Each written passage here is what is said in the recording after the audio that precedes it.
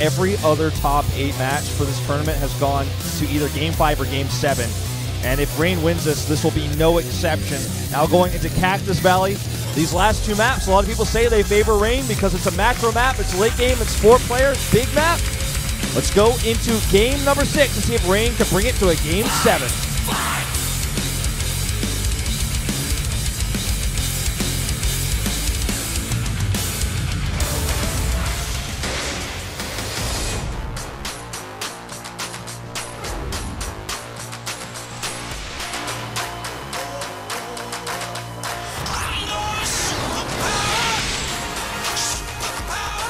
게이머라면 당연한 목표, 트로피 키스.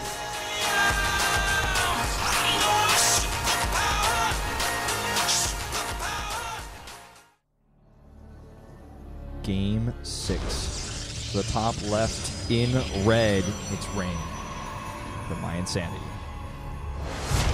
Has to win this game or he's out of the tournament. Down here in the bottom right, in the blue, CJ herO, match point.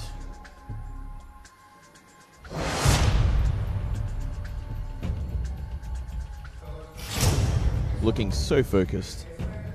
People praying for him right now. So, going into this one, bigger map. Cross spawns even. Yep. Rain could be happy these are the remaining maps based on his style. Well, I mean, it seems like herO is really coming out ahead when it comes to the late game. To be honest, in those last 2 times it really went late.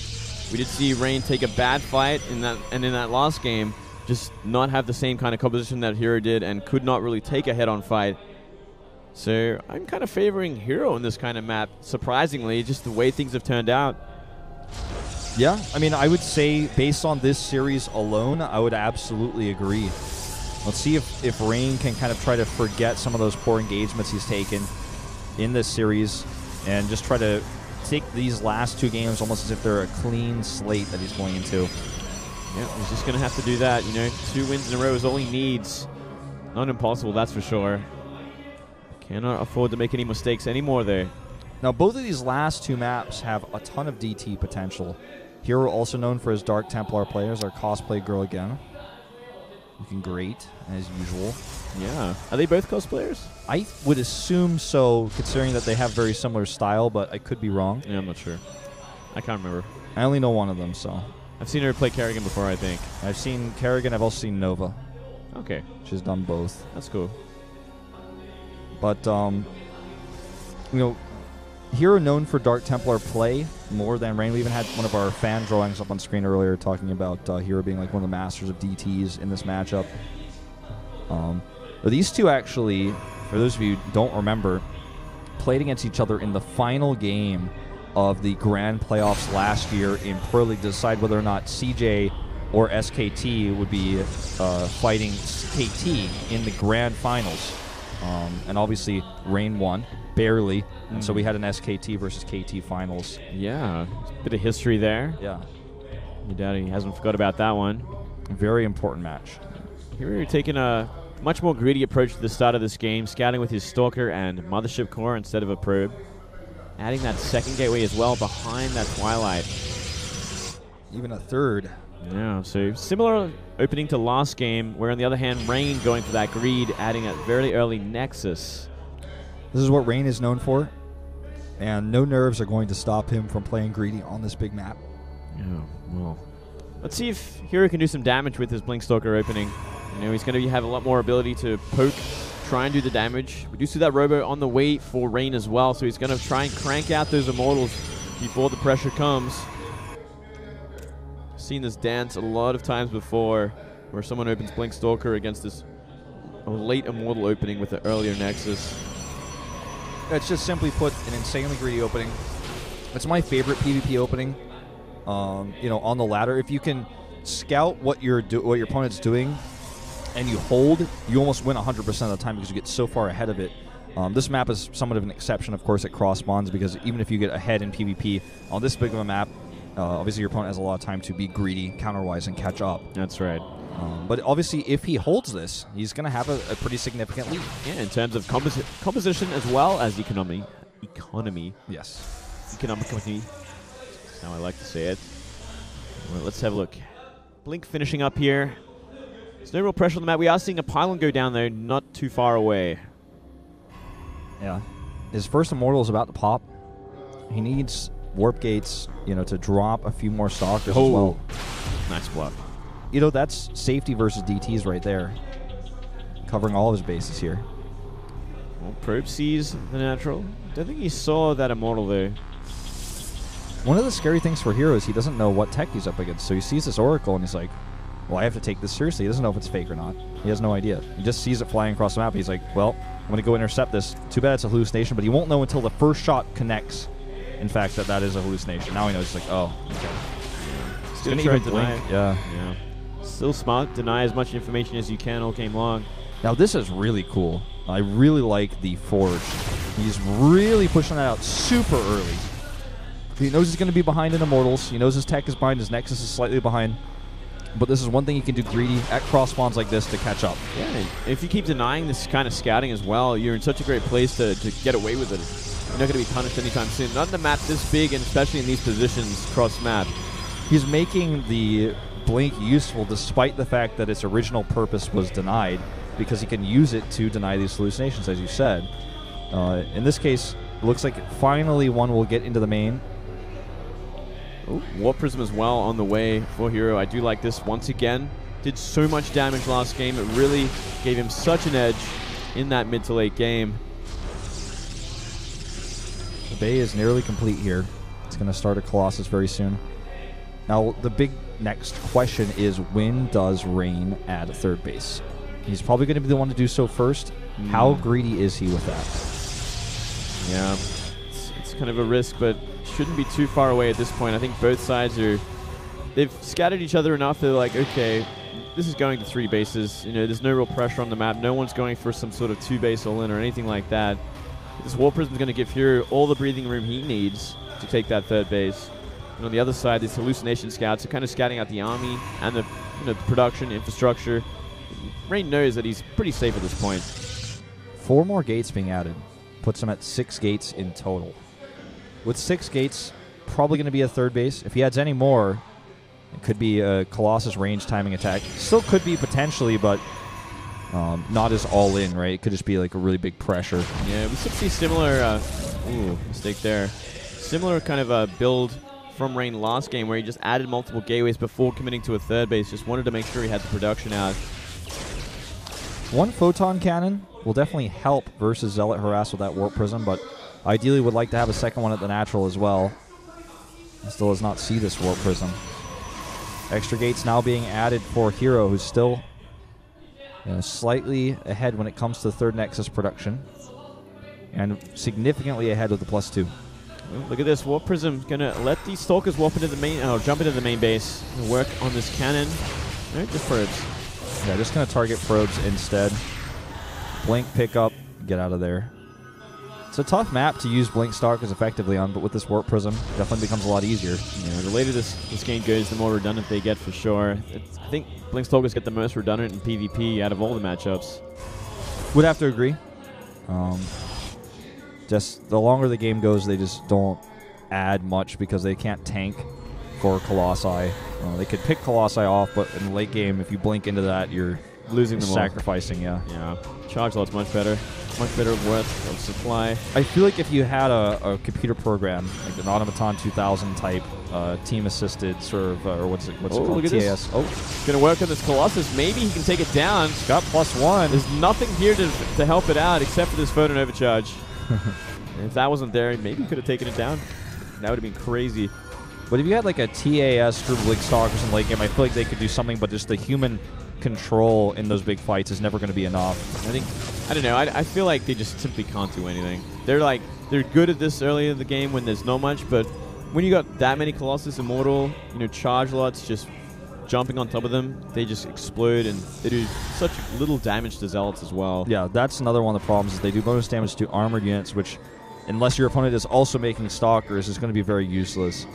+2 and charge finishing up for herO right now. That charge and the +2 both going to help out this Zealot drop here. Going to make it a lot more potent. Second Photon Cannon is not ready. He's got a few Stalkers here, but he's definitely going to have to do a defensive Warpin in order to defend this. Looks like he wants to target the Warp Prism instead. Not even going to kill it, unfortunately. So nice little bit of disruption there. Same time, a run by. Yeah, notice how difficult it is for Rain to find damage here. Zealots don't have charge. He doesn't have a Warp Prism, so these Zealot run-bys definitely not as effective. And the Dark Shrine comes down now for herO, as well as the +3. The first time we see +3 research this early in this series. Yeah, very quickly, just taking full advantage of the map, pretty much. You know, it's so much space on this map. He knows where Rain is.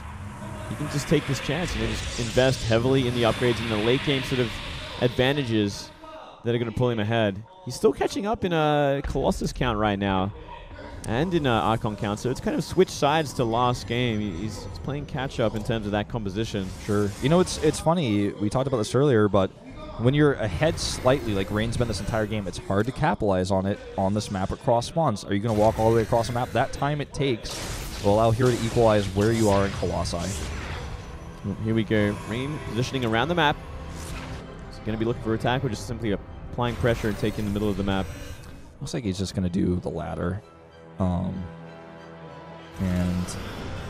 the Dark Shrine plus the Warp Prism could be a disaster should that Photon Cannon in the main base fall. He doesn't have any detection. In fact, can you check how many observers Rain has? Because I'm really curious at this point. He currently has 1. Okay. And that's with his main army. So these Photon Cannons are very important right now. We do see double Robo as well. He's pumping out a lot of Colossus, which is going to give him an edge going up to this late game. 2 Zealots, 2 DTs, 3 Photon Cannons in the main. It looks like that's going to be the target drop location. Only 1 Photon Cannon at natural. He's trying to spot this army, sees it's out of position. Okay, he's going to try to draw units in the main with this drop and then hit the third. A smart plan, but with those 3 Photon Cannons, it doesn't seem to look like it's going to be successful. +3 is nearly finished for this attack for herO as well. Is he really going to commit to it, or is he simply just doing what Rain did and position in the middle of the map and try and distract? Moving up towards the third base. Got to be so careful there. Oh, man. Cannot lose his Mothership core like he tried this last time. Yeah, if the angle is more important than the attack upgrade advantage, and if it fights into a bad location, it's not going to work. Warp Prism going to the main currently. 3 Photon Cannons, though, easily going to be a deny. Uses a Time Warp defensively to escape. Big Warp into Zealots, though. Could he get the Photon Cannons? Oh, he loses it. Oh, my God. Well, DT goes down as well, so this is going to be an easy cleanup. He's going to replace those cannons. Look at the supply difference right now. 40 supply lead for Rain after all that, but a bit of a bank for herO. He's got to start investing. He's got to be so careful, because if Rain moved across the map right now, he would die. He would die. Even without the +3. The Colossus numbers, the positioning, those 2 things are more important. Obviously, if everything is perfect, the player with the +3 is going to win. Yeah, well, 4th bases are being invested in. Rain moving across the map once again. herO is catching up in supply, but still got a little bit of work to be done. 30 supply down now. Yeah. It's a lot of the money he's spending, a lot of his Warpins he's spending at that Warp Prism instead of with his army. This is not going to be the location Rain wants to attack, though. Yeah, he's going to try to work at these rocks and find another angle at that 4th base. Taking a 4th base is almost always a mistake in PvP, but we'll see if herO can actually hold on to this. Ooh, a lot of thoughts coming around the left side there. We're seeing more DTs being invested in as well, but they are going to be Archons by the end of all things. This is a great angle for Rain. You know, he's going to come over here with this ranged composition, find some damage, and then harass on the left side. He doesn't want to take a big fight. Look at that. He's just going to zone with a Time Warp. Yeah, and here's going to be careful not to go through that, because it's going to be such a bad place for him to fight. Zealots coming in here in the main base, saves the Warp Prism, but those Zealot Warpins he used to defend are not going to be here when a huge group of Zealots comes over now to attack these cannons. He's got a wall in, but the Zealots are starting to get on top of the probes now. DT as well, also going to be working on the Zealots, so it should be a pretty cheap cleanup as long as he doesn't lose too many probes. This is the other big thing, though, to note. 4 DTs on that 4th base of Rain. It's going down. Yep, +3 DT is going to kill that easy peasy. But the worker counts here still remain relatively even, a slight lead for Rain as he goes for another drop in the main base. This time, no units to defend. Supply lead now for herO, mind you. And that 1-up base. This might actually force Rain's hand once again and put him in a very awkward place. Tempest transition coming up here. This is going to be one of those supreme late game PvPs. And here comes the Warp Prism. He does move Zealots into position, and a drop here will fail. Completely. And down goes the Warp Prism.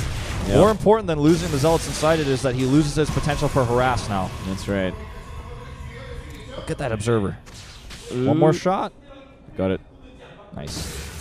All So right. glad you got that Observing PC. Well, look at this. Here comes the next problem. Looks like Rain's going to go for a very efficient counterattack here. Oh, he's going to go for the feedback. Not going to happen. Looked for it. That would have really changed things up. Okay, this is a smart move, but if he overcommits here, it's going to be a problem. He needs to recall as soon as that Nexus is down. Tempo Could try to fight at the bottom of the ramp, too. Wouldn't be a terrible choice. I like a recall better here, though, and there it is. All right. Looks like he will get out.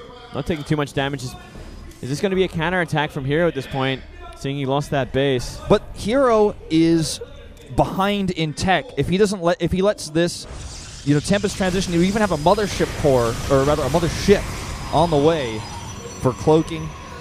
5 observers on the map for Rain, 1 for herO. He's actually making more now just for safety, but... Well, hero's got that window of opportunity, and that window is now. If he goes for a base kill, if he goes for a good fight while this transition is happening, maybe he gets ahead. I think Rain too long. I think Rain just lets this go. He might try to poke at some of those units, but I don't think he wants to take a bad fight here. You need to see herO spread out here. If he wants to go for the fight, he wants to. He's trading. Immortals here at the front. Meanwhile, the third base is also under attack by quite a few Zealots, but it means they're missing from the other side. Yeah, if he gets this base, that's huge.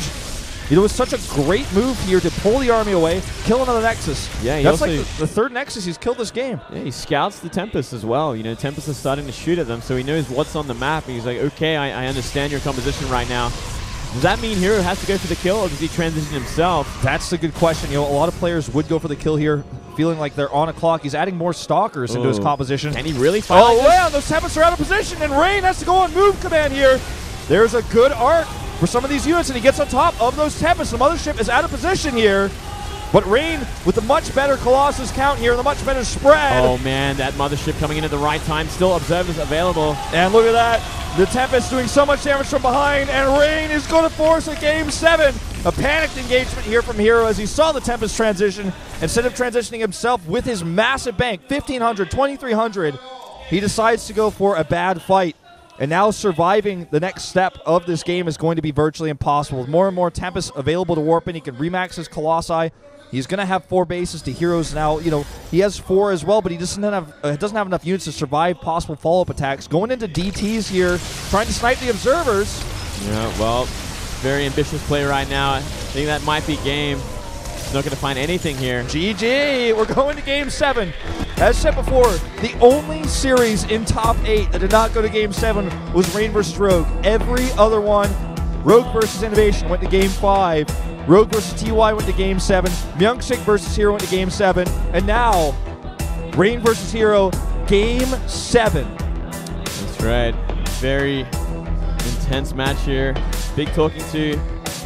Rain made the right transition there, forced herO's hand, and did not find that favorable fight. The Grand Finals, the first StarCraft 2 Star League Finals in years. Actually, that's not true. There was, it's going to be the first one in years. The Season 2 was supposed to be at an offline venue, but it didn't happen. Yeah. So this is going to be the first Star League Finals in years with a live audience, a big crowd at an actual offline event. This is a big deal. This is important for everybody. There's so much on the stake, on the line here. I'm like getting too excited. Yeah, calm down, calm down. Well, it's all going to be ending up on Iron Fortress as game number 7. So, not the map I'm sure they wanted to play on. That's why it is the last map.